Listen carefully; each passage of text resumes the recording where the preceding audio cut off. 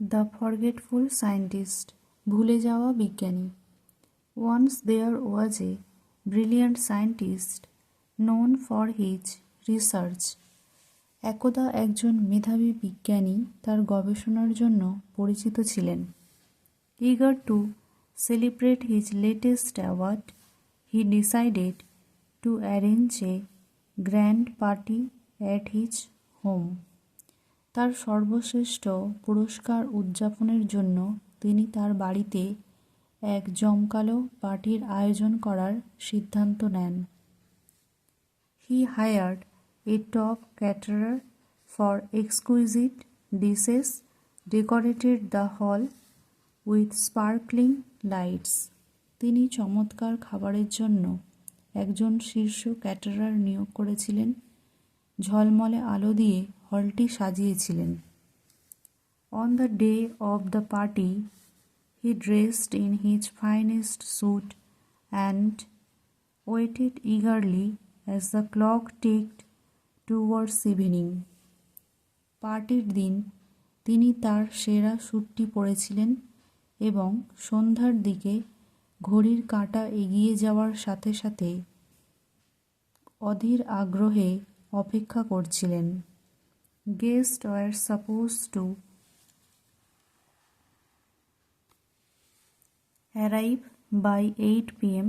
but as hours passed, the grand hall remained empty.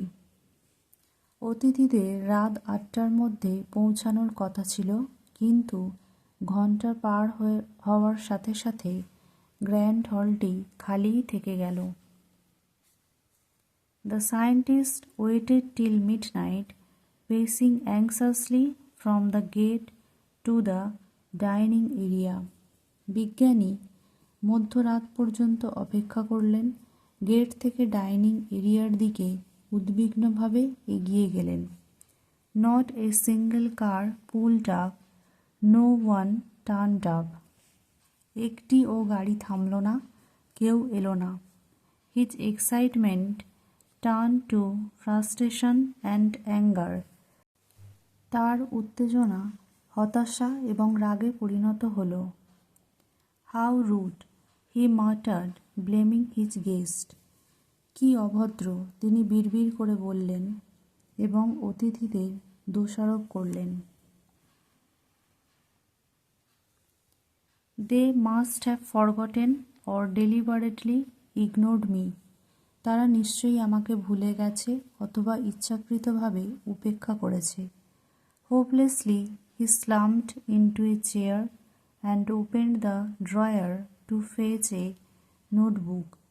হতাশ হয়ে তিনি চেয়ারে বসে পড়লেন এবং ড্রয়ার খুলে একটা saw the invitation cards were undistributed.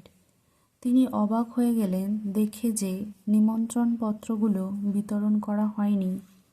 In his over confidence he had printed them but forgotten to send them. অতিরিক্ত আত্মবিশ্বাসের বশে তিনি সেগুলো ছাপিয়েছিলেন, কিন্তু ব্যস্ততার মধ্যে পাঠাতে ভুলে গেছিলেন। The realization hit him like a thunderbolt. এই উপলব্ধি তাকে বজ্রপাতের মতো আঘাত করেছিল। The fault was entirely his own. দোষটা সম্পূর্ণ তার নিজেরই ছিল। The next morning the scientist distributed the invitations personally with a handwritten apology and rescheduled the party. পরের দিন তিনি সকালে নিজের হাতে লিখে ক্ষমা চেয়ে ব্যক্তিগতভাবে আমন্ত্রণপত্র বিতরণ করেন এবং পার্টির সময়সূচি পুনর্নির্ধারণ করেন। Moral: self responsibility is the key to success. Thanks for watching. ABTV 2025-26 বাকি রাইটিংগুলো তোমরা আমার চ্যানেলের প্লেলিস্ট থেকে পেয়ে যাবে। And don't forget to like, share and subscribe.